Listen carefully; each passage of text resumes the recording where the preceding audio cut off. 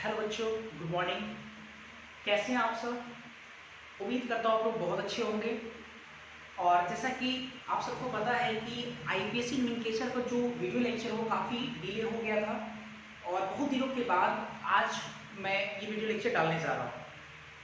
तो जो भी बच्चे इस वीडियो लेक्चर को देख रहे होंगे, चाहे वो 11th के हो या 12th के हो, उन बच्चों से ये कहना है कि 11th और 12th का जो एडमिशन प्रोसीड्यूर है वो स्टार्ट हो गया है। आप लोग सेंटर पे आकर के आप लोग रजिस्ट्रेशन और एडमिशन वगैरह को आगे बढ़ाएं, उसको कंटिन्यू करें। अच्छा, तो इसी के साथ हम लोग कंटिन्यू करते हैं। लास्ट लेक्चर में हम लोग IUPAC nomenclature of compound containing monofunctional group पढ़े थे, जो कि पूरी तरह से खत्म हो चुका है। मोनोफंक्शनल ग्रुप मतलब एक ऐसा कंपाउंड जिसमें एक ही फंक्शनल ग्रुप लगा हो, एक कंपाउंड एक फंक्शनल ग्रुप। तो ऐसे कंपाउंड का आईपीएससी नोमेनक्लेचर हम लोग पढ़ चुके हैं। आज हम लोग नए टॉपिक को पढ़ेंगे। आज हम लोग पढ़ेंगे IPSC nomenclature of compound containing polyfunctional group. Poly मतलब एक से ज्यादा, मतलब एक ऐसा कंपाउंड जिसमें एक से ज्यादा फंक्शनल ग्रुप अगर लगा रहे तो वैसे कंपाउंड का आईपीएससी नोमेनक्लेचर कैसे करते हैं, आज इसी के बारे में हम लोग पढ़ेंगे। IPSC nomenclature of compound containing polyfunctional group. Polyfunctional group compound के आईपीएससी नोमेनक्लेचर को पढ़ने के लिए आपको पहले सीनियरिटी टेबल या प्रायोरिटी टेबल, प्राथमिकता सीरीज की जरूरत पड़ती है। जैसा कि यहाँ पे है भी वो टेबल, मैं समझाऊंगा एक एक करके। अब सवाल ये है कि सर प्रायोरिटी टेबल या प्राथमिकता जो सीरीज है उसकी जरूरत आखिर क्यों पड़ा? पहले इसके पीछे कारण हम जानेंगे, तभी समझ में आएगा प्रायोरिटी टेबल का जो दरकार है हमें क्यों पड़ा है। जैसे आपको याद होगा, आज से पहले जो है हम लोग सारे फंक्शनल ग्रुप को 4 कैटेगरी में बांटे थे, याद होगा। और हर कैटेगरी में जो फंक्शनल ग्रुप आते थे उनके पेरेंट चेन का सिलेक्शन करना, वो फंक्शनल ग्रुप अगर रहे तो पेरेंट चेन का सिलेक्शन करना और नंबरिंग करना हर फंक्शनल ग्रुप के लिए अलग अलग तरीका होता था, है ना। जैसे first category, second category, third category, fourth category, चारों कैटेगरी में पेरेंट चेन का सिलेक्शन करना और पेरेंट चेन का सिलेक्शन करना और नंबरिंग करना, वो क्या था, अलग था, नियम अलग था। तो थोड़ा दिमाग चलाओ कि अगर एक ही कंपाउंड में एक से ज्यादा फंक्शनल ग्रुप है तो हम किस फंक्शनल ग्रुप के अकॉर्डिंग उस कंपाउंड का पेरेंट चेन का सिलेक्शन करेंगे और उस कंपाउंड में हम लोग नंबरिंग करेंगे। ये एक समस्या जरूर है। मतलब इसमें जो फंक्शनल ग्रुप है वो अपने आप में राजा है, तो आपको जरूरत पड़ेगी कि इन सारे राजाओं में भी राजा कौन है, सबसे बड़ा राजा कौन है, ये आपको जरूरत पड़ेगा, है ना। सारे फंक्शनल ग्रुप अगर देखा जाए तो अपने आप में क्या है, एक राजा है ना। तो अगर बहुत सारे राजा अगर एक कंपाउंड में अगर लगे हुए हैं तो इन राजाओं में भी राजा कौन है, तो इसको हमको डिसाइड करना है। और इसको डिसाइड करने के लिए आईपीएससी सिस्टम ने एक प्रायोरिटी टेबल का निर्माण किया, एक प्रायोरिटी टेबल उन्होंने बनाया और उस प्रायोरिटी टेबल के मदद से हम लोग ये डिसाइड कर पाएंगे कि कौन सा फंक्शनल ग्रुप सबसे सीनियर फंक्शनल ग्रुप है। ये सीनियरिटी टेबल के आधार पे कौन से फंक्शनल ग्रुप सबसे सीनियर है और फिर उसके बाद कौन सा फंक्शनल ग्रुप जो है आपका वो जूनियर है ना। तो प्रायोरिटी टेबल बनाया गया कुछ फंक्शनल ग्रुप को लेकर के। प्रायोरिटी टेबल में जो फंक्शनल ग्रुप सबसे ऊपर है वो आपका राजा होगा और नीचे वाला आपका क्या होगा, बाकी सब प्रजा होगा। मतलब ऊपर वाला फंक्शनल ग्रुप सबसे सीनियर होगा, बाकी सब जूनियर होगा। फिर उसके बाद अगर उसके नीचे से अगर ऊपर वाले फंक्शनल ग्रुप के जस्ट नीचे उतरेंगे तो ऊपर वाला राजा, नीचे वाला आपका क्या हो जाएगा, जूनियर हो जाएगा, प्रजा हो जाएगा। अगर ऊपर वाला फिर उस फंक्शनल ग्रुप के नीचे वाला वो राजा हो जाएगा, सॉरी नीचे वाला प्रजा हो जाएगा, ऊपर वाला राजा। मतलब हम ये कहना चाह रहे हैं ऊपर वाला जो हमेशा होगा वो क्या होगा, राजा होगा, हमेशा सीनियर होगा, और नीचे वाला सब आपका क्या होगा, बाकी सब जूनियर होगा। ये आपको समझ में आ गया होगा, क्लियर है।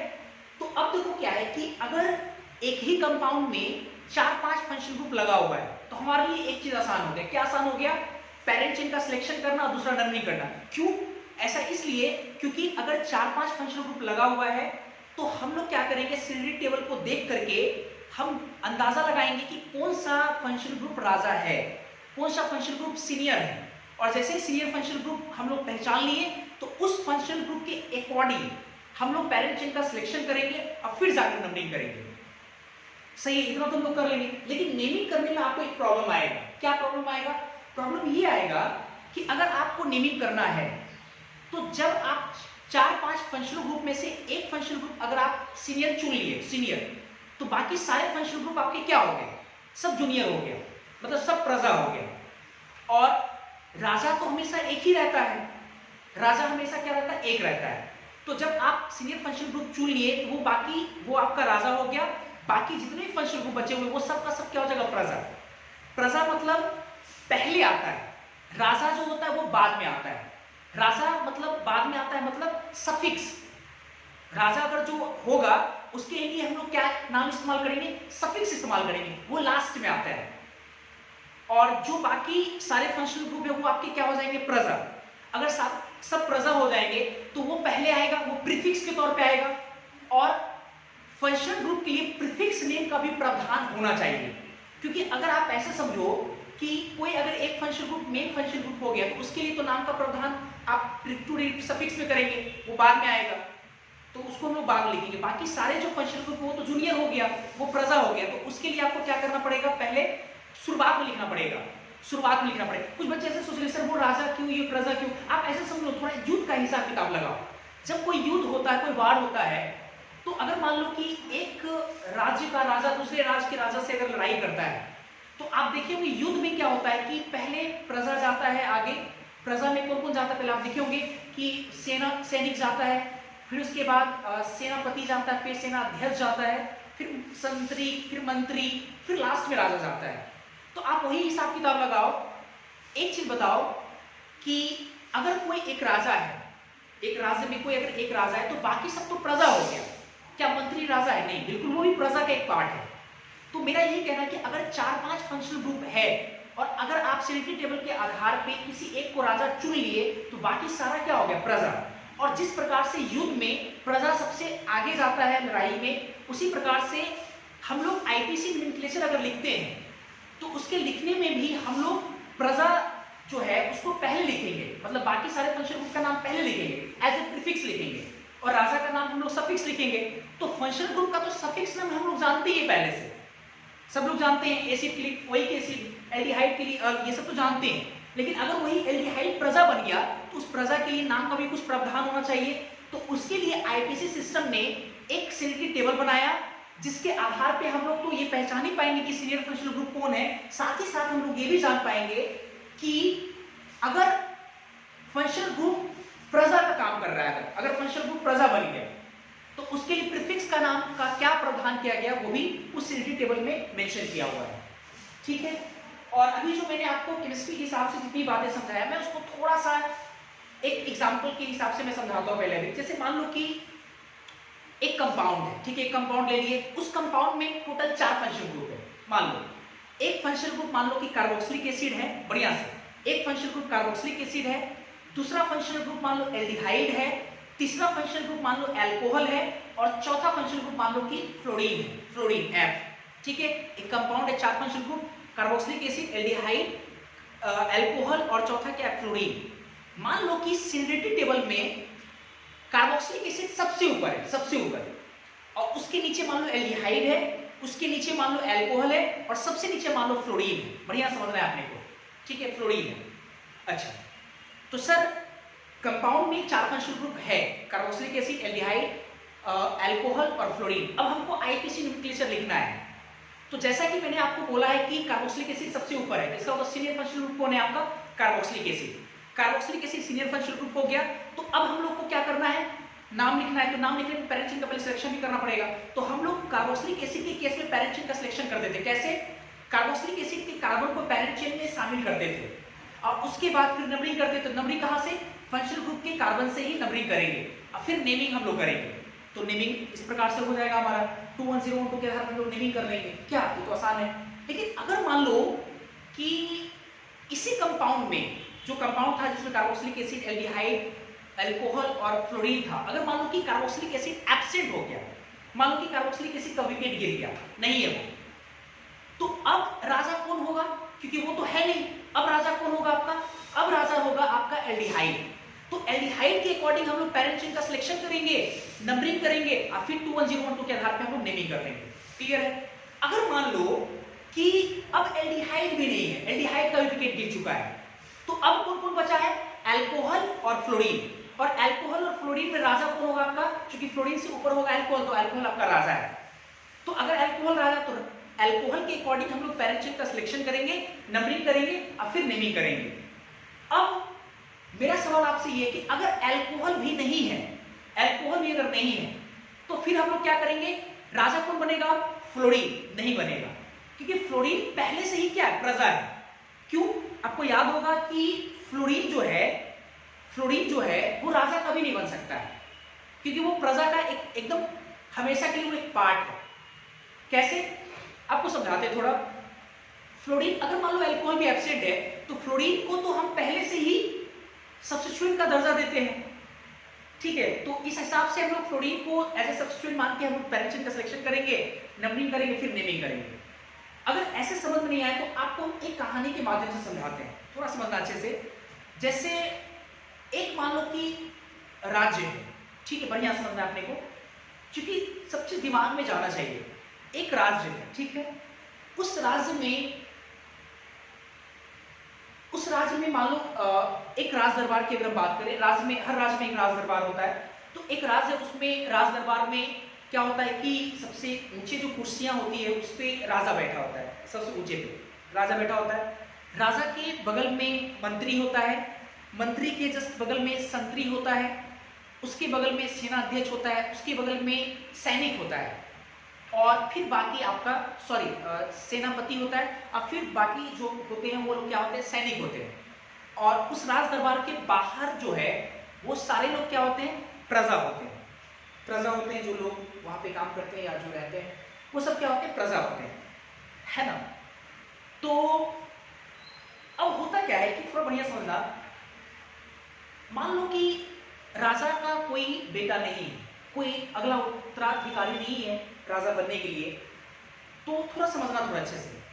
तो अगर मान लो कि हम अगर सोचे कि उस राज्य में राजा कौन है, तो राजा जो बैठा हुआ है, जो सबसे ऊंची कुर्सी पे, वो राजा है आपका। बाकी जितने भी लोग हैं, चाहे मंत्री हो, सैनिक हो, सेनापति हो, सेनाध्यक्ष हो, बाकी सब ये क्या है, जितने प्रजा, वो सब प्रजा में आएगा। राजा हमेशा एक होता है, क्या वो राजा है, नहीं, जूनियर राजा है, ऐसा तो कुछ होता नहीं है, बाकी सब क्या है, प्रजा है। अच्छा, अब देखते हैं जरा, अगर मान लो कि राजा का कोई बेटा नहीं है, कोई अगला उत्तराधिकारी नहीं है, तो उसके जो बगल में मंत्री बैठा हुआ है वो हमेशा जो है वो मनाएगा कि राजा कब टपके कि हम उसका नेक्स्ट उत्तराधिकारी हम बन जाए, ऐसा वो चाहता होगा, बिल्कुल, है ना, क्योंकि इसका कोई है नहीं कोई वंशज अगर मान लो, तो वो हमेशा ये आस लगाए रहा होगा कि मंत्री हमेशा सोचता होगा कि राजा कब मरे, ताकि राजा का विकेट कब गिरे कि हम, है ना, राजा बन जाए।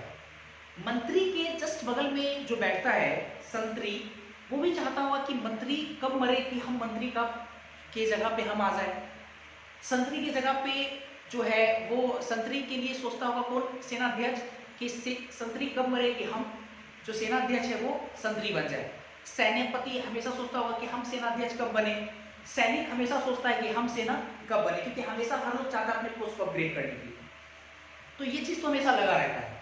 तो अगर मान लो कि उस राज दरबार में राजा है तो बाकी सब प्रजा हो गया, लेकिन जैसे ही राजा का विकेट गिर गया तो अब उस राजा के जगह पे कौन राजा बनेगा, अब बनेगा आपका मंत्री, मतलब मंत्री राजा हो गया। मंत्री राजा तो बाकी सब क्या हो जाएगा, संतरी, आपका सेनाध्यक्ष, सेनापति, सैनिक, सब क्या हो गया, प्रजा हो गया, ठीक है, ऑब्वियस है। अच्छा, उसके बाद अब अगर मान लो कि मंत्री का विकेट अगर गिर गया, मंत्री जो कि राजा था, अगर उसका विकेट गिर गया तो राजा बनने की बारी अब किसकी आएगी, अब आएगा संतरी का, संतरी राजा बनेगा। मान लो संतरी भी नहीं, संतरी का विकेट गिर गया तो अब सेना अध्यक्ष बनेगा राजा, सेना अध्यक्ष भी अगर गिर गया तो बनेगा सेनापति, सेनापति भी अगर उसका विकेट गिर गया तो सेनापति विकेट गिर गया तो उसके बाद राजा कौन बनेगा, सैनिक राजा बनेगा। लेकिन एक चीज सोचो, अगर सैनिक का विकेट गिर गया तो क्या प्रजा जो है, जो बाहर में जो लोग हैं, क्या वो कभी इस चीज के लिए कभी सोचते होंगे ऐसा कि सैनिक मरे कि हम कब सैनिक बनेंगे, ऐसा बिल्कुल नहीं है। बाहर के लोग एकदम ये चीजें नहीं सोचते हैं कि मतलब वो यहाँ से हटे कि हम राजा बने। मतलब जो प्रजा पहले से जो है, प्रजा वो पहले से जो प्रजा है वो हमेशा प्रजा ही रहना चाहता है, वो कभी सैनिक नहीं बनना चाहता है। तो सैनिक तक जो है आपका वो हर बार वेट करता है कि कब अगले का विकेट गिर के मेरा पोस्ट अपग्रेड हो, लेकिन उस राज दरबार के जो बाहर जो प्रजा है वो कभी ये नहीं सोचता है कि हम राजा बनेंगे, वो कभी नहीं सोचता है। मेरा ख्याल आप समझ रहे हो? या आप ऐसे समझो, क्रिकेट ग्राउंड में अगर मान लो कि सचिन और सहवाग अगर मान लो कि बैटिंग कर रहा हो, अगर मान लो, तो उसके जो नेक्स्ट आने वाले जो है वो जरूर सोचता होगा कि अगर मान लो कि काफी अच्छा दूरी अगर लेके चला गया, 300 रन का टारगेट है और 200 रन मान लो कि दोनों मिलकर अकेले बना लिया, तो तीसरा जरूर सोचता होगा कि अरे भाई मेरा भी एक चांस आए, तो मनाता होगा भगवान भगवान जल्दी आउट हो जाइए, है ना, ऐसा जरूर सोचता होगा। ठीक है, तो फिर मान लो उसका बारी आया, तो वो जैसा ही खेलने के लिए आया, तो उसके बाद का जो है खिलाड़ी वो भी सोचता होगा कि इसका विकेट कब गिरे कि हम आए।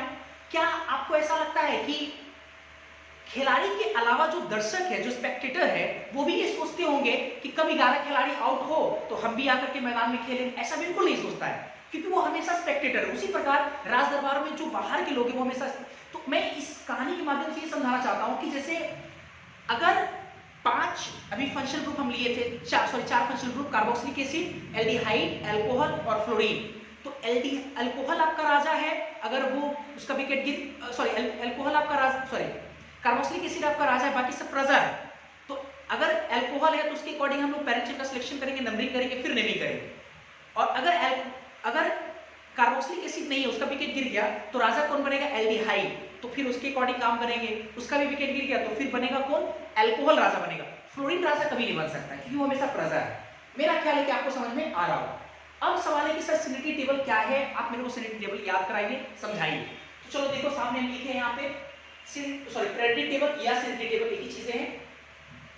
इस टेबल में हम 3 जो है कॉलम बनाए हैं। एक कॉलम प्रीफिक्स के लिए है, एक कॉलम में लिखे फंक्शनल ग्रुप और उसका फॉर्मूला, और लास्ट कॉलम में लिखे सफिक्स। अब देखो जरा अच्छे से, ये प्रायोरिटी टेबल आपको बता रहा है कि जो सबसे ऊपर फंक्शनल ग्रुप है वो राजा है, नीचे वाले की तुलना में वो सीनियर है। ठीक है, तो ये सिनिटी टेबल ये आता है। ठीक है, सबसे पहले देखते हैं, पहले तो हम लोग ये याद करेंगे, पहले ये चीज जो सबसे ऊपर है वो आपका सीनियर है। तो सबसे पहले टोटल हम 12 फंक्शनल ग्रुप का हम एक सिनिटी टेबल बनाए हैं, और इसको आपको ऑर्डर में याद करना बहुत जरूरी है, बहुत ज्यादा, तभी तो क्वेश्चन आपका बन पाएगा, नहीं तो रुक जाएगा, क्वेश्चन नहीं बनेगा।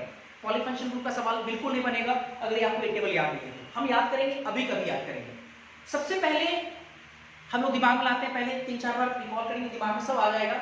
सबसे पहले आपका जो सबसे ऊपर फंक्शन ग्रुप है वो आपका है कार्बोक्सिलिक एसिड। पहला कौन है?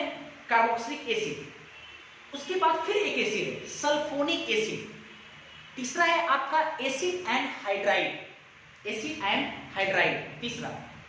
चौथा आपका है ईस्टर, चौथा क्या है आपका? ईस्टर। पांचवा आपका है एसिड हैलाइड, छठा आपका है एसिड अमाइड, सातवां आपका है साइनाइड। थोड़ा थोड़ा करके पहले याद करते हैं, देखो आसानी से याद हो जाएगा। कार्बोक्सिलिक एसिड सबसे ऊपर टॉप क्लास का आपका फंक्शन ग्रुप है कार्बोक्सिलिक एसिड। कार्बोक्सिलिक एसिड के जस्ट नीचे क्या है? Sulphonic acid, acid. उसके बाद फिर क्या है आपका? Acid anhydride, acid anhydride. फिर उसके बाद क्या है? Acid halide. फिर उसके बाद क्या है? Acid amide. अब देखो याद से सर कैसे करना है, मैंने आपको एक बार एसिड डेरिवेटिव पढ़ाया था, एसिड डेरिवेटिव आप याद करो। कार्बोक्सिलिक एसिड के 4 एसिड डेरिवेटिव, कौन कौन सा? एसिड एनहाइड्राइड, देखो नाम लगा हुआ है, Easter, acid halide, acid amide. 3 में तो एसिड पहले से लगा हुआ, एक ईस्टर, 4 एसिड डेरिवेटिव। तो आप ऐसे ध्यान रख सकते हो, जैसे पहला कार्बोक्सिलिक एसिड, ये आपका सीनियर फंक्शनल ग्रुप है।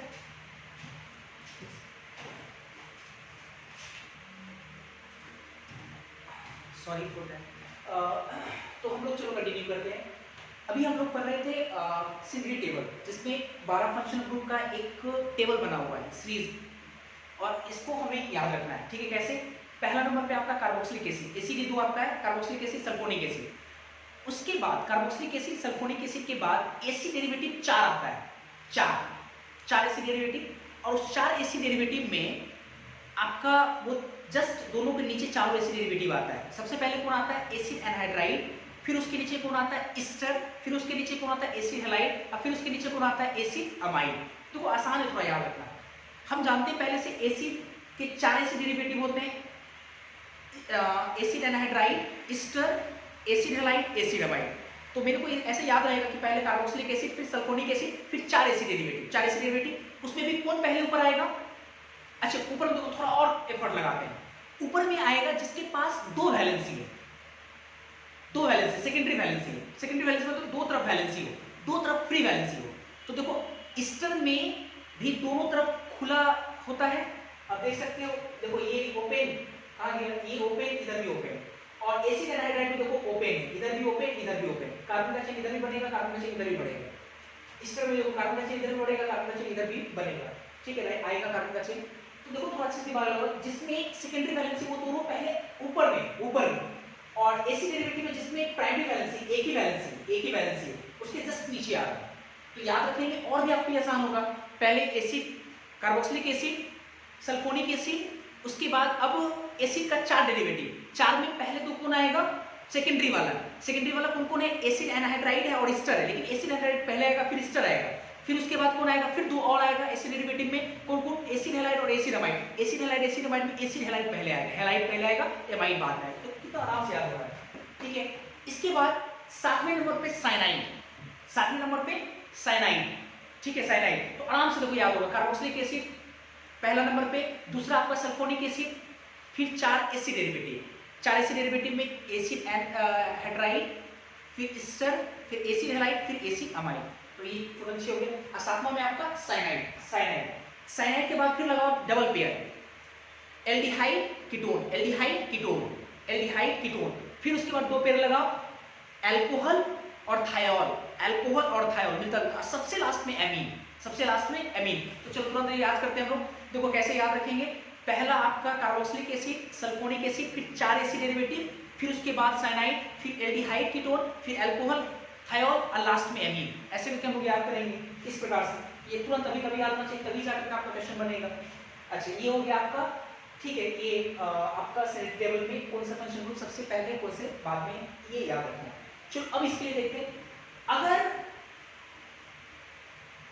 ये किसी कारणवश अगर प्रजा का काम करे, प्रजा मतलब जो पहले आता है प्रीफिक्स, तो उसके लिए प्रीफिक्स नेम का जो प्रावधान किया गया है वो देखते हैं जरा। किसके लिए क्या क्या किया गया है? कार्बोक्सिलिक एसिड के लिए कार्बोक्सी, बहुत आसान है, मिलता जुलता है थोड़ा सा। कार्बोक्सिलिक एसिड के लिए प्रीफिक्स नेम क्या यूज करेंगे? कार्बोक्सी। अच्छा, सल्फोनिक एसिड के लिए प्रीफिक्स नेम क्या यूज करेंगे? सल्फो। क्या नाम यूज करेंगे? सल्फो। एसिड एनहाइड्राइड के लिए प्रीफिक्स नेम क्या यूज करेंगे? आईपीसी सिस्टम में एसिड एनहाइड्राइड के लिए प्रीफिक्स नेम का कोई प्रावधान नहीं किया है, तो इसमें हम लोग छोड़ के डैश लगा करके। Next Easter. अब तो ये सब थोड़ा जो है ना अटपटा नाम रहेगा, लेकिन कोशिश करेंगे हम लोग इसको याद रखने की। कैसे याद रखेंगे देखते हैं जरा। ईस्टर, तो ईस्टर के लिए जो नाम प्रीफिक्स नेम यूज करेंगे वो यूज करेंगे हम लोग एल्कोक्सी कार्बोनिल। क्या यूज करेंगे? Alkoxy carbonyl. सर मेरे को इतना लंबा समय तक याद कैसे रहेगा? तो इसको भी याद रखना है। देखो कैसे याद रखेंगे, जैसे देखो ये आपका ये वैलेंसी है जिससे कि आपका है ना जुड़ा रहेगा। अच्छा, अब देखो जरा, ये मेन चेन से जुड़ा रहेगा, है ना, मेन चेन से। ये छूट जाएगा तब तो ये आपका क्या कहलाएगा? आपका सब्स्टिट्यूएंट कहलाएगा, मतलब प्रजा का काम करेगा। अच्छा, तो देखो जरा, ये आपका O, इधर भी कार्बन का चेन, तो कार्बन का चेन आपका R होता है, तो R और O को क्या बोलते हैं? एल्कोक्सी बोलते हैं। कभी पढ़ाया क्या? एल्कोक्सी। और ये C डबल बॉन्ड O को क्या बोलते हैं? Carbonyl. C double bond O, दोनों तरफ free valency, C double bond O क्या बोलते थे? कार्बोनिल। और आप पढ़ेंगे R सिंगल बॉन्ड O, अब फ्री वैलेंसी, इसको बोलते थे एल्कोक्सी। तो देखो इसको पहले लिखे एल्कोक्सी कार्बोनिल, एल्कोक्सी कार्बोनिल। तो देखो एल्कोक्सी कार्बोनिल, आसान है याद करना। अच्छा, फिर देखो जरा एसिड हैलाइड। अब एसिड हैलाइड में देखो कैसे, इसका नाम क्या होता है? हेलो, और इसका नाम कार्बोनिल, तो इसका नाम लिखेंगे हेलो कार्बोनिल। हेलो मतलब फ्लोरीन रहेगा, तो फ्लोरो, क्लोरीन रहेगा तो क्लोरो, ब्रोमीन रहेगा तो ब्रोमो, इस प्रकार से कार्बोनिल। अब एसिड अमाइड, एसिड अमाइड का देखो दोस्त कोई मिलता जुलता नाम नहीं, इसको आपको याद रखना पड़ेगा। एसिड अमाइड, कार्बामोइड, क्या याद रखेंगे हम लोग? कार्बामोइड। साइनाइड के लिए प्रीफिक्स नेम यूज किया गया साइनो, CYANO, साइनाइड हो गया। एल्डिहाइड के लिए नाम यूज किया गया है फॉर्माइल। क्या नाम यूज किया गया? फॉर्माइल या ऑक्सो। हमने यहाँ पे स्त्री का साइन लगाया वो इसलिए क्योंकि कुछ टर्म एंड कंडीशन है जिसके लिए हम लोग फॉर्माइल कब इस्तेमाल करेंगे और ऑक्सो कब इस्तेमाल हम करेंगे वो बाद में आपको बताएंगे, थोड़ा वेट करो उसके लिए। फिर कीटोन, कीटोन के लिए हम लोग यूज करेंगे कीटो, कीटो या ऑक्सो, कीटो या ऑक्सो कीटोन के लिए। बाकी आपको सफिक्स नेम सब लोग जानते हैं, ठीक है। अल्कोहल, अल्कोहल के लिए यूज करते हैं हाइड्रोक्सी। सर हाइड्रोक्सी कैसे? आपको याद होगा कि अल्कोहल आपका OH, OH, और हम लोग फिजिकल केमिस्ट्री में जब OH माइनस आयन पढ़ते थे, OH माइनस आयन, तो OH माइनस आयन को हम लोग बोलते थे हाइड्रोक्साइड आयन, हाइड्रोक्साइड आयन। तो उसी से आया ये हाइड्रोक्सी। क्या है? हाइड्रोक्सी। OH को क्या बोलेंगे? हाइड्रोक्सी। अच्छा, SH, SH थायोल होता है ना, थायोल, तो इसके लिए प्रीफिक्स नेम यूज करते हैं मरकैप्टो या सल्फानील, मरकैप्टो या सल्फानील। लेकिन ये जो सल्फानील है ये प्रचलन में, ये ट्रेंड में भी चल रहा है सल्फानील, ये काफी इंपॉर्टेंट है, ये नाम ज्यादा प्रेफर करें सल्फानील। और एमीन, एमीन, एमीन NH2, तो सफिक्स तो एमीन ही लगाते हैं, लेकिन इसके लिए हम लोग 2 डिग्री सॉरी प्रीफिक्स नेम जो यूज करेंगे वो क्या यूज करेंगे? Amino, AMINO, amino, amino use करेंगे। तो बड़ा आसान है, थोड़ा एक बार रिकॉल कर लिया जाए। सबसे ऊपर कार्बोक्सिलिक एसिड, फिर एक और एसिड सल्फोनिक एसिड, फिर 4 acid derivative, acid anhydride, acid anhydride Easter, acid halide, acid amide, तो हो गया ये। फिर उसके बाद साइनाइड, साइनाइड बाउंड्री बन गया। उसके बाद फिर कौन? डबल पेयर, दो पेयर आता था, कौन कौन? एल्डिहाइड, कीटोन, फिर उसके बाद अल्कोहल, थायोल, और फिर लास्ट में एमीन। खत्म हो गया ये, ऐसे याद रखेंगे। अब आते हैं प्रीफिक्स नेम। कार्बोक्सिलिक एसिड के लिए prefix name carboxy, sulphonic acid के लिए सल्फो, एसिड एनाइड्राइड के लिए कोई नाम प्रदान नहीं किया गया। अच्छा, ईस्टर के लिए, इसमें भी थोड़ा दिमाग लगाएंगे, ये एल्कोक्सी कार्बोनिल, एल्कोक्सी कार्बोनिल। अच्छा, एसिड हैलाइड के लिए हेलो कार्बोनिल, ये हो गया। एसिड अमाइड के लिए कोई मिलता जुलता नाम नहीं, कार्बोमोइड, याद रखिए कार्बोमोइड, ठीक है। उसके बाद साइनाइड, साइनो, एल्डिहाइड, फॉर्माइल या ऑक्सो, ठीक है। कीटोन, कीटो या ऑक्सो। अच्छा, alcohol, OH hydroxy, SH mercapto या सल्फानील, NH2 एमिनो, ऐसे याद रखिए। मेरा ख्याल है कि आपको ये टेबल कुछ हद तक तो बिल्कुल याद हो गया होगा, ठीक है। अब हम लोग क्वेश्चन पे करेंगे, देखिए थोड़ा और समझा देते हैं। ये ऑक्सो कब यूज करेंगे, कीटो कब यूज करेंगे, ऑक्सो कब यूज करेंगे, फॉर्माइल कब, थोड़ा समझो पहले। ऑक्सो, ऑक्सो ऑक्सीजन से रिलेटेड होता है, ऑक्सीजन से। और आपको पता है चाहे एल्डिहाइड हो या कीटोन हो, उसमें एक चीज कॉमन है, C डबल बॉन्ड O, ये दोनों में है। तो अगर मान लो कि किसी कारणवश कीटोन या एल्डिहाइड का कार्बन पेरेंट चेन में शामिल हो गया, वो पेरेंट चेन में शामिल हो गया, तो छूट क्या जाएगा? ऑक्सीजन। अगर ऐसा होता है तो ऑक्सीजन के लिए हम लोग यूज करेंगे ऑक्सो, वहां कीटो या फॉर्माइल यूज नहीं करेंगे। क्लियर हो गया? अच्छा, चलो इसके बाद हम लोग कुछ एग्जांपल देखेंगे। मेरा ख्याल आपको समझ में आ रहा होगा टेबल, और आप क्या करो, वीडियो को पॉज करके 2-3 बार खुद से रिकॉल करो, फिर हम लोग क्वेश्चन करते हैं। पहले क्वेश्चन हम लोग शुरुआत का 4-5 क्वेश्चन हम लोग एफर्ट लगाएंगे इसमें, मतलब फॉर्माइल, कीटो और ऑक्सो में कि कब कैसे यूज करते हैं। क्लियर है? पहले आप इसको नोट कर ले अच्छे से, फिर देखते हैं। इसके बाद हम लोग कुछ एग्जांपल ले रहे हैं पॉलीफंक्शनल ग्रुप के कंपाउंड के आइडेंटिफिकेशन के लिए। तो 5-6 एग्जांपल लिए, और ये 6 जो एग्जांपल है वो आपको मदद करेगा फॉर्माइल यूज कब करेंगे, ऑक्सो यूज कब करेंगे, कीटो कब यूज करेंगे और ऑक्सो कब यूज करेंगे, ये आपको मदद करेगा ये 5-6 एग्जांपल। तो अच्छे से देखते हैं। सबसे पहले जो पहला आपका सवाल है, अगर आप उसमें सबसे पहले क्या कीजिए कि फंक्शन ग्रुप को पहचानें। तो इसमें 2 फंक्शन ग्रुप है, क्योंकि हम लोग पॉली पढ़ रहे हैं, एक से ज्यादा होना ही चाहिए।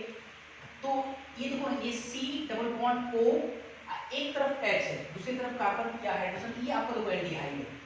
और ये C डबल बॉन्ड O, इधर भी कार्बन इधर भी कार्बन, इसका मतलब क्या है? कीटोन है।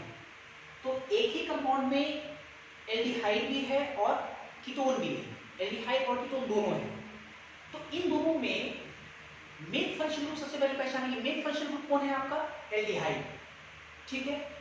तो एल्डिहाइड जैसे मेन फंक्शन ग्रुप है, तो एल्डिहाइड के अकॉर्डिंग हम लोग पेरेंट चेन का सिलेक्शन करेंगे, नंबरिंग करेंगे, फिर नेमिंग करेंगे। चलो देखते हैं जरा।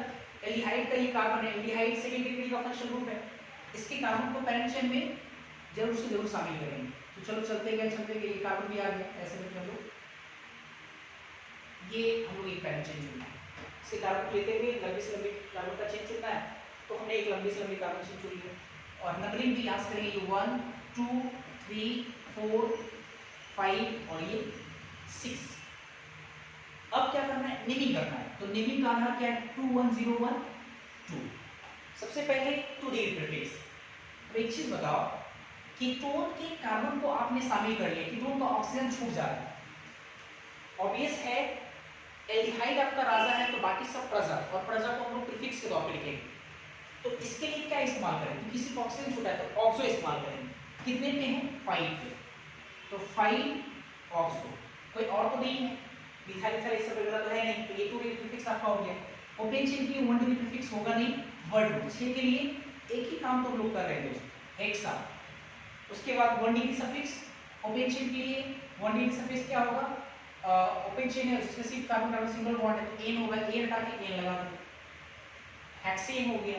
अब उसके बाद लगाना 2 डिग्री सफिक्स, सफिक्स लगाना है, तो एल्डिहाइड के सफिक्स क्या लगता है, अल लगता है, तो ई हटा के क्या लगाएंगे, अल लगाएंगे, तो ये आपका नाम होगा 5 ऑक्सोहेक्सेनल, इसका नाम हो जाएगा। मेरा ख्याल आपको समझ में आ गया होगा। नेक्स्ट एग्जांपल देखते हैं जरा, इसमें तो कोई दिक्कत है ही नहीं। चलो नेक्स्ट एग्जांपल देखते हैं। दूसरे और तीसरे एग्जांपल से हम लोग कुछ चीजें सीखेंगे, देखते जरा। इसमें सबसे पहले आप क्या कीजिए कि फंक्शनल ग्रुप को पहले पहचान। अब देखो जरा, ये C डबल बॉन्ड O, इधर H, इधर कार्बन, मतलब ये एल्डिहाइड है। अब इधर देखते हैं C डबल बॉन्ड O, इधर H, इधर देखो कार्बन, ये भी एल्डिहाइड है। ये देखो जरा, C डबल बॉन्ड O, इधर भी कार्बन, इधर भी कार्बन, मतलब ये कीटोन है। तो मिला जुला करके 2 फंक्शनल ग्रुप है, एक आपका एल्डिहाइड है, दूसरा आपका कीटोन है। एल्डिहाइड और कीटोन में मेन फंक्शनल ग्रुप आपका कौन है, एल्डिहाइड।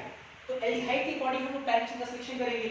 तो उसके केस में लोग पढ़ेंगे क्या कि एल्डिहाइड के कार्बन को जरूर से जरूर पैरेंट चेन में शामिल कीजिए। इसके कार्बन में ये है, इसके कार्बन में ये है, इनके कार्बन को पैरेंट चेन में शामिल करना है।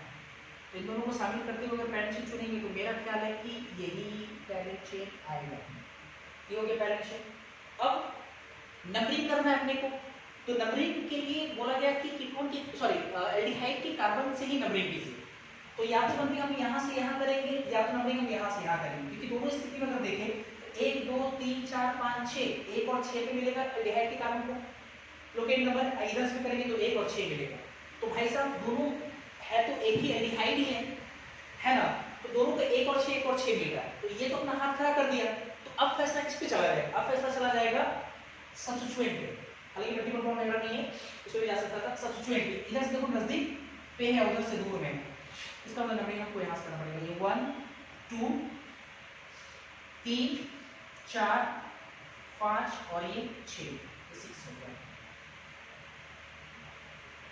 ठीक, अब नेमिंग करना अपने को।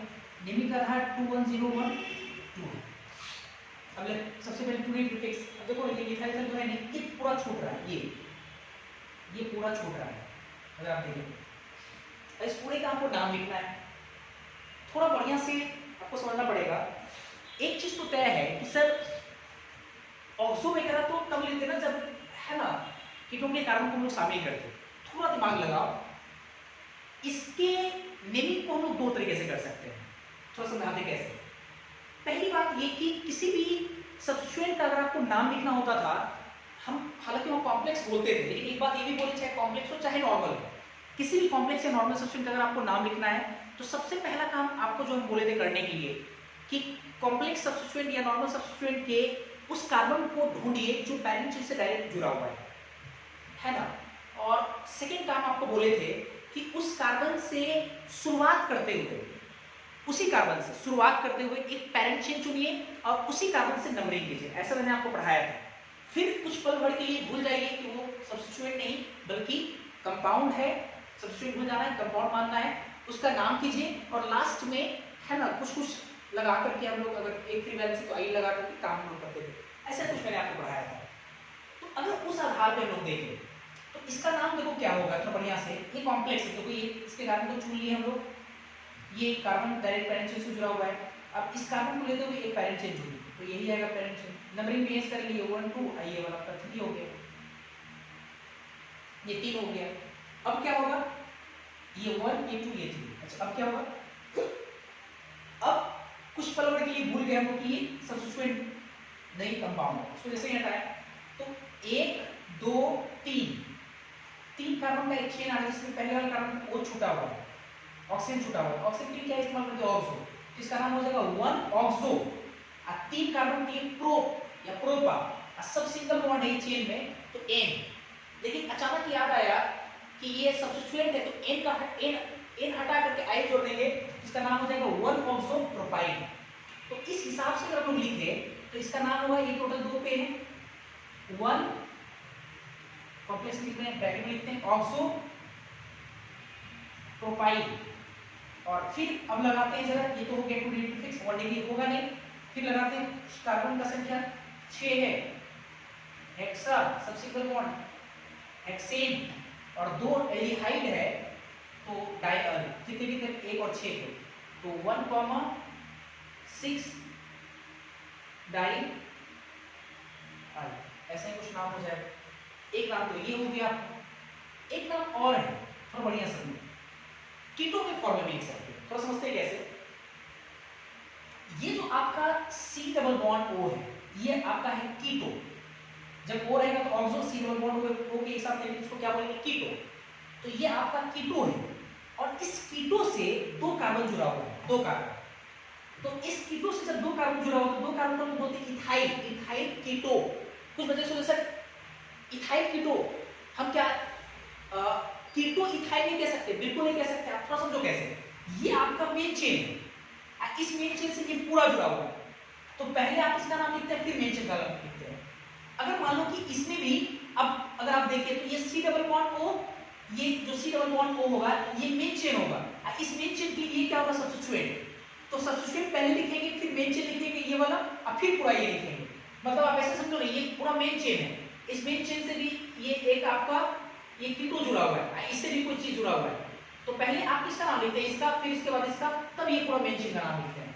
तो अगर वैसे लिखे तो ये इथाइल और कीटो कितने पे? 2 पे। हम लिख सकते हैं 2 पे इथाइल, 2 पे टोटल ये इथाइल कीटो है क्या आपका?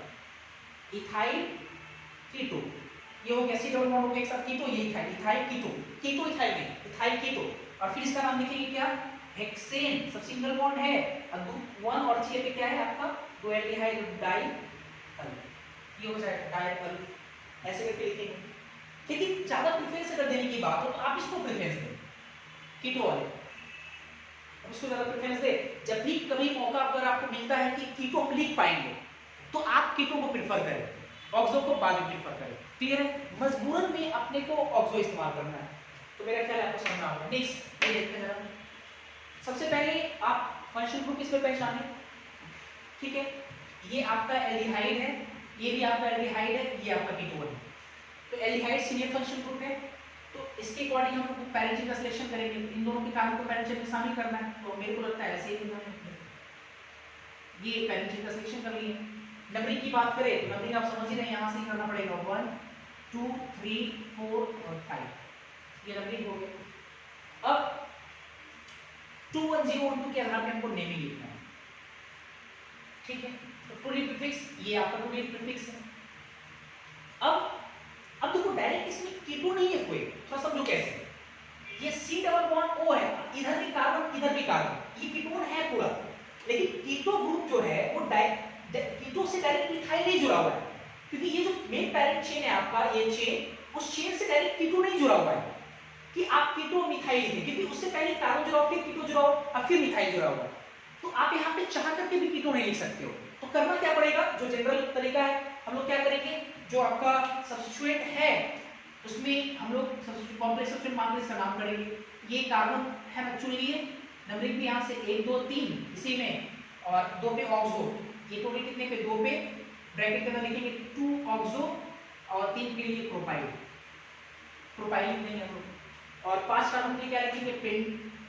पेंटा, सब सिंगल बॉन्ड एन, और लास्ट में 1,5 डाई अल, ये हो जाएगा क्या? इस पे 4 हम नहीं लिख सकते क्योंकि C डबल बॉन्ड वो डायरेक्ट अगर इससे जुड़ा रहता मेन चेन से, तब इसको बोलते कीटो, और नीचे वाला इथाइल, मिथाइल, प्रोपाइल कुछ भी होता, लेकिन ये कार्बन होते इसलिए सब नहीं। क्लियर? मेरा ख्याल है कि समझ में आ रहा होगा आपको। नेक्स्ट एक ये सवाल, ऑक्सो कब लिखेंगे, कीटो कब लिखेंगे, क्लियर हो गया। अब इसमें आते हैं जरा, ये क्वेश्चन मिला इस क्वेश्चन पहले फंक्शन को पहचानेंगे। सी डबल बॉन्ड ओ, ये आपका सी डबल बॉन्ड ओ इधर OH carboxylic acid, C double bond O OH carboxylic acid, ये C double bond O H इधर कार्बन, ये एल्डिहाइड। कार्बोक्सिलिक एसिड और एल्डिहाइड में मेजर फंक्शनल ग्रुप कौन है, आपका कार्बोक्सिलिक एसिड। तो कार्बोक्सिलिक एसिड के केस में हम लोग क्या पढ़े थे, इसके कार्बन को पैरेंट में जरूर शामिल करके, चलो इसको शामिल कर लेते हैं, इसको शामिल कर लेते हैं। ये हमारा होगा पैरेंट है। अब नंबरिंग करना है, तो आप इधर से नंबरिंग कीजिए चाहे इधर से कीजिए, दोनों कंडीशन में कार्बोक्सिलिक एसिड के कार्बन को सेम लोकेट नंबर मिलेगा, 1 5, इधर से 1 और 5, ये तो अपना हाथ खड़ा कर रहा है। अब फैसला किस पे चला जाएगा, सब्स्टिट्यूएंट पे, तो इसका मतलब नजदीक मिलना चाहिए, ये 1 2 ये 3 ये 4 और ये आपका 5, ऐसे हो गया। अब करते हैं, अब 21012 के आधार पर इसका आपको नेमिंग करना है, तो इसका आपको नाम लिखना है, इसका नाम लिखना है, देखो जरा अच्छे से।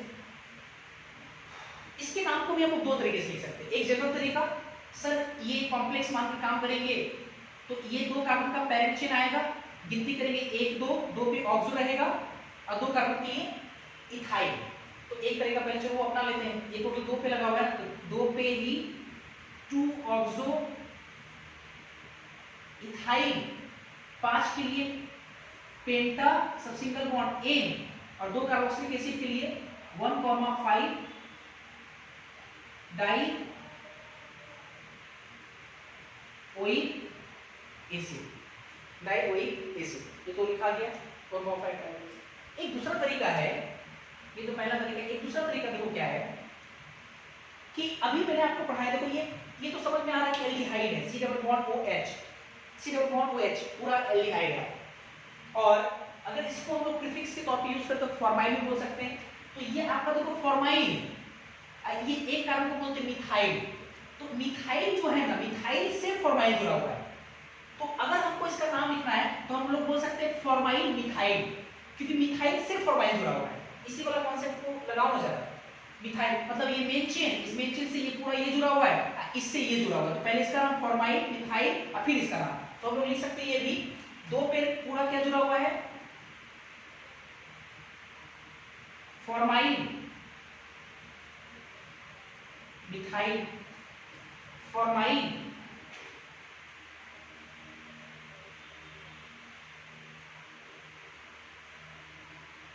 फॉर्माइल मिथाइल,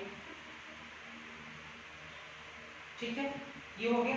इसके बाद अब मेंशन का नाम लिखना अपने को, तो 5 के लिए पेंटेन, वही चीज हो जाएगा, बस इतना कॉमन है, फिर बाकी सब तो वही सही लिखेंगे, ये जो ऊपर लिखा हुआ है वैसे ही लिखेंगे हम लोग, पेंटेन 1,5 डायोइक एसिड। चलो नेक्स्ट आते जरा देखते हैं, इस केस में चलो हो गया ये दोनों, प्रेफर हम लोग समझ ही रहे हो किसको करेंगे, फॉर्माइल को, क्लियर है, क्योंकि ऑल्सो कई बार आपको मिल सकता है।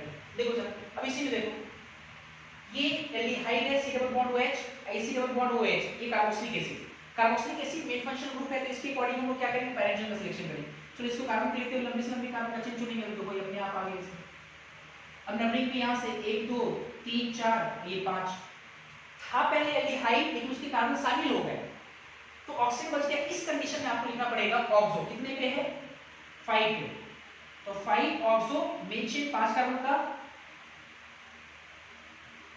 पेन सब सिंगल बॉन्ड एन, कार्बोक्सिलिक एसिड के लिए ओइक एसिड, तो ई हटा करके ओइक एसिड, ये हो जाएगा इसका नाम, 5 ऑक्सो पेंटेनोइक एसिड। मेरा ख्याल है देखो इस समय इसमें क्या है कि कार्बन शामिल चूंकि हो गया है तो ऑक्सीजन छूट रहा है, तो हम लोग नाम लिखेंगे। अब इसमें देखो जरा इसमें, अच्छा इसमें आते हैं, तो इसमें क्या करेंगे, देखो ये carboxylic acid C double bond OH, C double bond OH और ये सी डबल बॉन्ड OH, ये aldehyde carboxylic acid, carboxylic acid, तो कार्बोक्सिलिक एसिड के कार्बन को पैरेंट चेन में शामिल करना है अपने को, है ना, तो ये मेरे को लगता है ऐसा ही कुछ पैरेंट चेन आ जाएगा, ठीक है।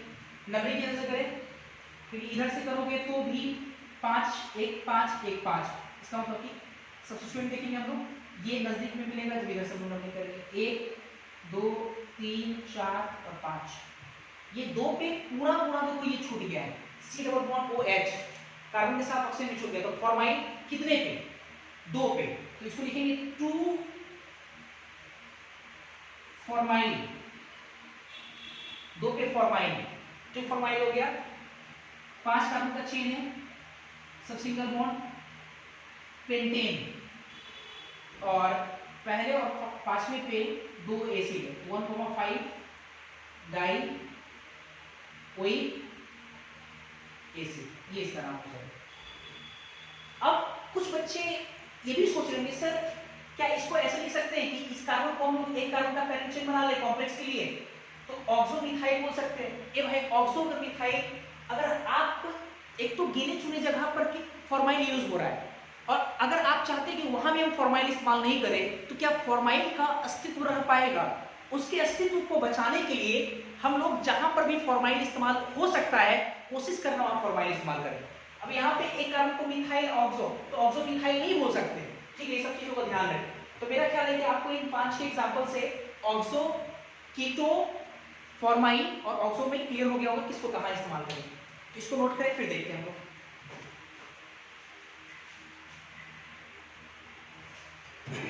इसके बाद कुछ और एग्जांपल करते हैं पॉलीफंक्शनल ग्रुप के, ठीक।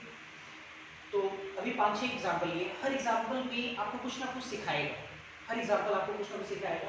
तो देखते हैं पहला जो एग्जांपल हम लिए हैं उसमें सबसे पहले देखने से ही लगता है कि एक से ज्यादा फंक्शनल ग्रुप है, तो आप सारे फंक्शनल ग्रुप को पहले पहचानिए कि इसमें कौन कौन सा फंक्शनल ग्रुप है, और उसके बाद फिर सिरिटी टेबल के हिसाब से हम डिसाइड करेंगे कि कौन सा फंक्शनल ग्रुप आपका मेजर फंक्शनल ग्रुप है, सीरियल फंक्शनल ग्रुप। ये C डबल बॉन्ड O इधर H एल्डिहाइड है, C डबल बॉन्ड O इधर भी कार्बन कीटोन है, C double bond O OH, ये आपका कार्बोक्सिलिक एसिड है। तो मेन फंक्शनल ग्रुप आपका कौन सा हो गया? Carboxylic acid. अब जैसे ही हम लोग कार्बोक्सिलिक एसिड पहचान लेंगे मेन फंक्शनल ग्रुप है, तो इस कार्बोक्सिलिक एसिड के अकॉर्डिंग हम लोग पैरेंट चेन का सिलेक्शन करेंगे और नंबरिंग करेंगे। तो पैरेंट चेन का सिलेक्शन कैसे करते हैं? कार्बोक्सिलिक एसिड के कार्बन को लेते हुए लंबी से लंबी कार्बन का हमको चेन चुनना है, तो चलो चलते हैं जरा, ऐसे ही जाना पड़ेगा, आगे बढ़ते हैं। अब इधर जाएंगे तो एक कार्बन और इधर जाएंगे तो 2 कार्बन।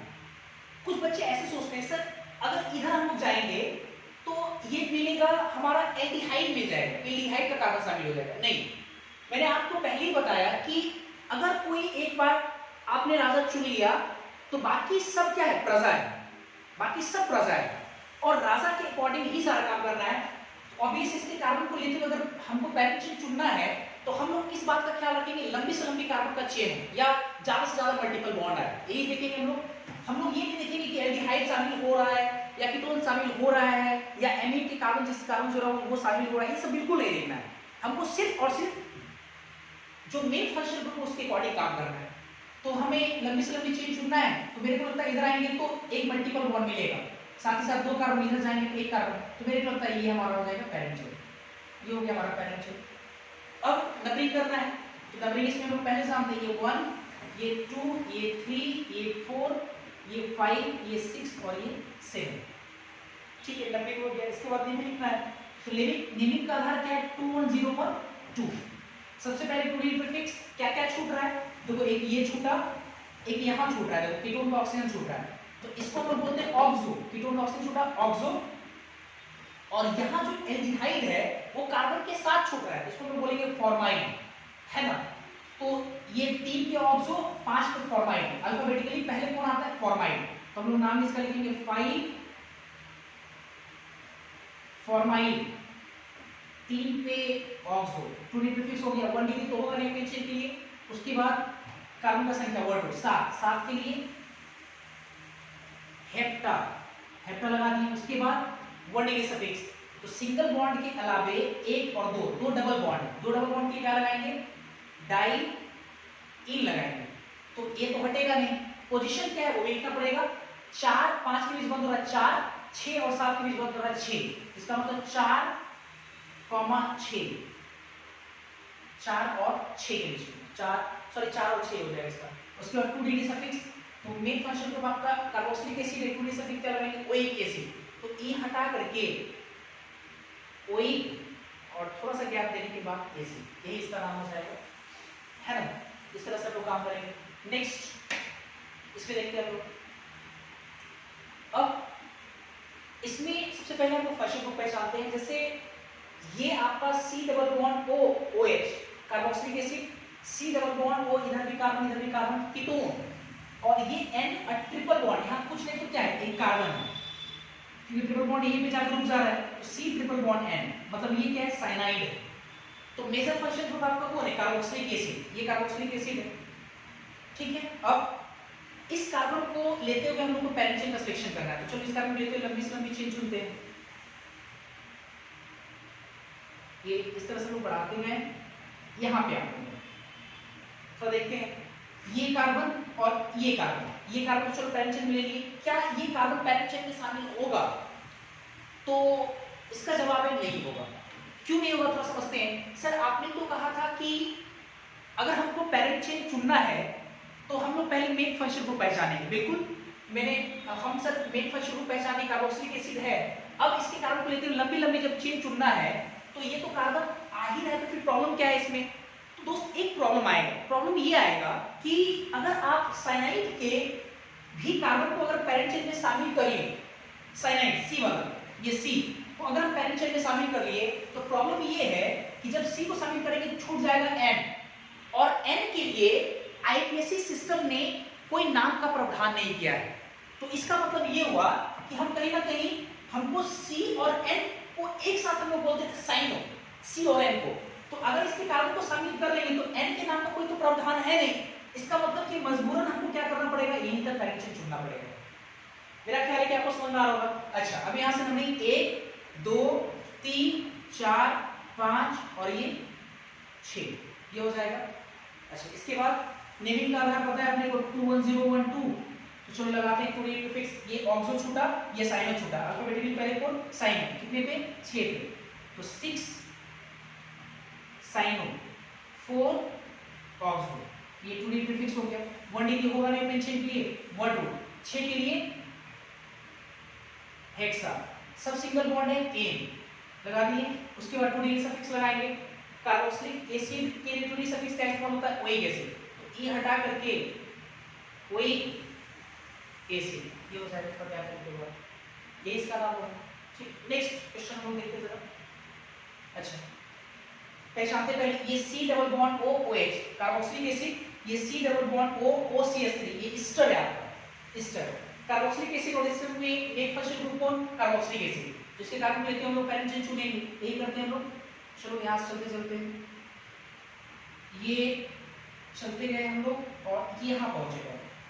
अब इसके कार्बन ये हो गया, फिर सर आगे बढ़ेंगे तो एक कार्बन शामिल और हो सकता है पैरेंट चेन में, लेकिन अपने को इस कार्बन को नहीं लेना पड़ेगा। क्यों नहीं लेना होगा, क्योंकि अगर आप इस कार्बन को पैरेंट चेन में शामिल कर लिए, मतलब इस्टर के कार्बन को अगर पैरेंट चेन में शामिल कर लिए, तो इस्टर के कार्बन को पैरेंट चेन में शामिल करने के बाद ये डबल बॉन्ड OCH3 के लिए नाम का कोई प्रावधान नहीं किया गया। नाम का प्रावधान किसके लिए, ये एल्कोक्सी कार्बोनिल C के साथ नाम का प्रावधान था। तो इसका मतलब आपको मजबूरन क्या करना पड़ेगा, पैरेंट चेन का सिलेक्शन यहीं तक करना होगा। अब नंबरिंग करते हैं, नंबरिंग तो यहाँ से ही होगा 1 2 3 4 और ये 5, ये 5 पर ये पूरा छूटा हुआ है, 5 पर क्या है आपका, 5 पे है एल्कोक्सी, मतलब एल्कोक्सी एल्क एक कार्बन का मिथॉक्सी हो जाएगा, तो 5 पे मिथॉक्सी कार्बोनिल, ये पूरा नाम इसका क्या है, मिथॉक्सी कार्बोनिल, और कुछ छूटा नहीं है। 5 कार्बन के लिए पेंटा सबसिक्वेंट बॉन्ड एन, इसके लिए क्या इस्तेमाल करेंगे, ओइक एसिड, तो ई हटा करके ओइक और एसिड, ये हो जाएगा इसका ओइक एसिड। चलो इसके बाद देखते हैं जरा नेक्स्ट क्वेश्चन में देखते हैं। अच्छा, ये आपका C double bond OH, C double bond OH, ये आपका एल्डिहाइड है। C double bond ONH2 एसिनामाइड, C double bond OCH3 Easter. तो मेन फंक्शन ग्रुप आपका कौन है, ईस्टर। तो ईस्टर के कार्बन को लेते हुए हम लोग को पैरेंट चेन का सिलेक्शन करना है। चलो आगे बढ़ते गए और यहाँ पे आए, ठीक है। इसके बाद अगर हम लोग इधर भी जाएंगे एक कार्बन, इधर भी जाएंगे तो एक कार्बन, लेकिन आप इधर नहीं जा सकते क्योंकि इधर जाने का मतलब हुआ कि एसिड अमाइन के कार्बन को आपने पैरेंट चेन में शामिल कर लें, और जब अगर इसको हम शामिल कर लेंगे तो डबल बॉन्ड ONH2 के लिए कोई नाम का प्रावधान नहीं है। अच्छा, तो इसका मतलब इधर जा नहीं सकते हैं, इधर जाएंगे। अगर इस C को अगर हम शामिल कर लिए तो एल्डिहाइड के केस में ऑक्सीजन के लिए नाम का प्रावधान है ऑक्सो, तो इसका मतलब हम लोग इधर ही जाएंगे। लंबी से लंबी चेन चुनना था, हम लोग इधर चले गए। चलो अब नंबरिंग करते हैं। इसके बाद यहाँ से होगा 1 2 3 4 और ये 5। अब ईस्टर के केस में आपको याद होगा कि ईस्टर में अगर आपको नाम लिखना है तो ईस्टर में ऑक्सीजन से जुड़े हुए जो कार्बन वाला पार्ट होता है उसको सबसे पहले लिखते हैं, कार्बन लिंकेज पहले लिखेंगे। तो एक कार्बन को क्या बोलते हैं? मिथाइल। तो हमने लिख दिया पहले मिथाइल, और गैप देने के बाद, थोड़ा सा गैप देने के बाद फिर हम लोग मेन चेन का नाम लिखेंगे, ताकि ये पता चल सके आपको कि ईस्टर में ऑक्सीजन से क्या जुड़ा हुआ है। अच्छा, अब नाम लिखना है 21012 के आधार पे। 2 प्रीफिक्स आपका ये है और ये 5 पे ऑक्सो, इसको बोलते हैं कार्बामाइन। कितने पे? 4 पे। हम लोग लिखेंगे 4 4 कार्बामाइन। 5 पे क्या है? ऑक्सो। 5 पे ऑक्सो, ठीक है। उसके बाद ये 21012 के आधार पे काम कर रहे हैं। 2 प्रीफिक्स हो गया, 1 डिग्री तो होगा नहीं चेन के लिए। वर्ड कितने कार्बन के लिए? 5 के लिए। 5 के लिए को क्या बोलते हैं? पेंटा। सब सिंगल बॉन्ड है, एन लगा दिया। उसके बाद 2 डिग्री सफिक्स, तो इस तरह के लोग क्या लगाते हैं? 8 या OH, तो ई हटा करके OH लगा दें, तो नाम हो गया मिथाइल 4 कार्बामाइन 5 ऑक्सो पेंटेन OH, ये इसका नाम हो गया। नेक्स्ट हम लोग देखते हैं क्वेश्चन। ये आपका एसिड अमाइन, ये आपका थायोल, ये आपका acid chloride. Main function group आपका कौन है? एसिड हैलाइड, तो ये आपका मेन फंक्शन ग्रुप। इसके कार्बन को लेते हुए हम लोग पैरेंट चेन चुनना है, तो ये इसके कार्बन लेते हुए हम लोग आगे बढ़ेंगे यहाँ पे आकर। अब नीचे जाए या लेफ्ट साइड जाए या ऊपर जाए, क्योंकि अगर नीचे जाएंगे तो एक कार्बन, लेफ्ट जाएंगे तो एक कार्बन, ऊपर में जाएंगे एक कार्बन। अब मेरा ये कहना है कि नीचे हम लोग नहीं जा सकते। नीचे क्यों नहीं जा सकते? क्योंकि अगर हम लोग नीचे जाएंगे तो एमाइड के कार्बन पैरेंट चेन में चले आएंगे, एमाइड के कार्बन जो है पैरेंट चेन में शामिल हो जाएगा, और फिर कार्बन को अगर हम शामिल कर लिए तो उसके लिए नाम का फिर प्रावधान नहीं किया गया है, तो इसका मतलब इधर तो जाएंगे नहीं। अच्छा सर, इधर गए तो एक कार्बन, ऊपर में गए तो एक कार्बन, इधर भी नहीं जाएंगे, ऊपर जाएंगे। क्यों? ऊपर अगर हम जाएंगे, एक इस कार्बन को सिलेक्ट करेंगे तो एक सब्स्टिट्यूएंट में मिलेगा। आपको याद होगा अगर नियम फेल हो जाए तो नंबर ऑफ सब्स्टिट्यूएंट हम लोग देखते हैं, मैक्सिमम नंबर ऑफ सब्स्टिट्यूएंट, इसका मतलब हम लोग ऊपर जाएंगे ऐसे, ये हो जाएगा हमारा पैरेंट चेन। इसके बाद नंबरिंग तो यहाँ से करेंगे। Carbon containing chain terminating function के केस में उसी कार्बन से नंबरिंग करते हैं। 4 5 और ये 6 हो गया। अब नेमिंग लिखना अपने को, तो 21012 लगाते हैं। इसका नाम कार्बामाइन, एक कार्बन देखो छूट गया, मिथाइल, एक एसिड छूटा है, इसको क्या बोलते हैं? सल्फानील। 2 एसिड छूटा है तो डाइसल्फानील, सही है, डाइसल्फानील। डाइ को काउंट करेंगे नहीं। अच्छा, अब आते हैं जरा, तो सबसे पहले कार्बामाइन आएगा 5 पे,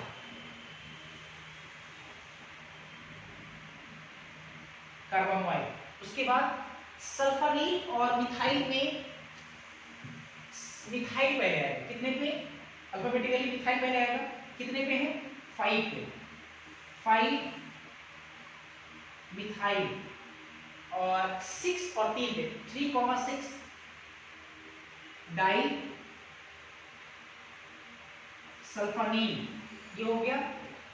और ये तो पूरी फिक्स हो गया, 1 डिग्री होगा नहीं। वर्ड रूट 6 कार्बन के लिए हेक्सा,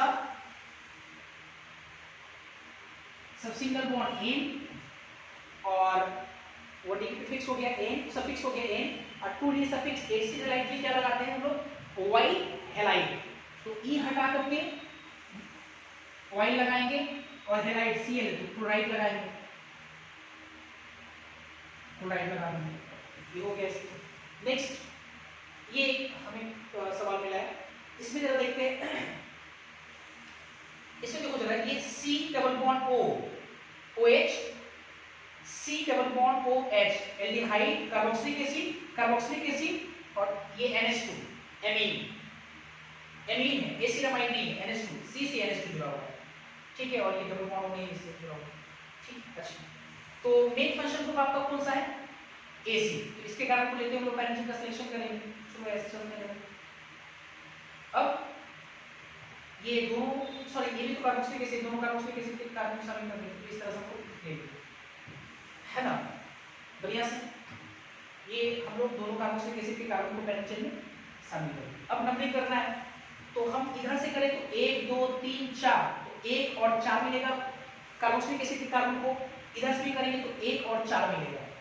तो जो मेन फंक्शनल ग्रुप आपका है वो हाथ खड़ा कर देगा, क्योंकि 1 4 दोनों तरफ से मिलेगा उसको, चाहे लेफ्ट टू राइट करे चाहे राइट टू लेफ्ट करे। अच्छा, अब फैसला किस पे जाएगा? मल्टीपल बॉन्ड तो है नहीं, अब फैसला किस पे जाएगा? सब्स्टिट्यूएंट पे। अब देखो कैसे लगाते हैं जरा, अब देखो कुछ बच्चे ऐसे लगाते हैं, दिमाग ऐसे चलाते हैं कि सर ये आपका है एल्डिहाइड और ये आपका है एमीन, और एल्डिहाइड और एमीन में जो प्रायोरिटी की अगर बात करें तो एल्डिहाइड की प्रायोरिटी बहुत ज्यादा है, तो इसके अकॉर्डिंग जो है इधर से अगर नंबरिंग करेंगे तो इसको नजदीक मिलेगा, तो नंबरिंग इधर से होना चाहिए।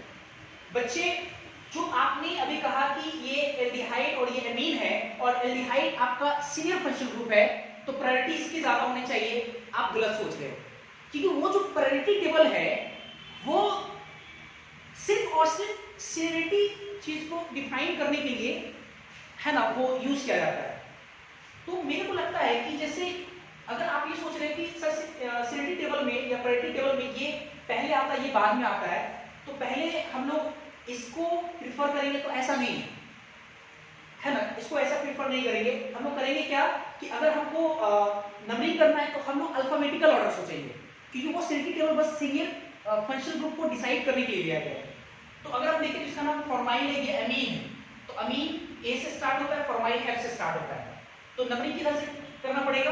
ए अल्फाबेटिकली ए पहले आ रहा है, तो ए इसका मतलब इसको कब से कब मिलना चाहिए, तो इसका मतलब कि राइट टू लेफ्ट करेंगे, तो ये 1 ये 2 ये 3 और ये आपका 4, 2 पे 2102 के आधार पे नेमिंग करेंगे, 2 पे आपको क्या मिला, टू प्रीफिक्स में क्या लिखेंगे? एमीन, ये फॉर्माइल, तो 2 पे एमीन नहीं एमिनो लिखेंगे, इसके लिए टू प्रीफिक्स क्या इसका यूज करते हैं? एमिनो। और 3 पर क्या है, जो एल्डिहाइड उसका कार्बन के साथ ऑक्सीजन छूट जा रहा है, इसलिए क्या इस्तेमाल करेंगे? फॉर्माइल। कितने पे?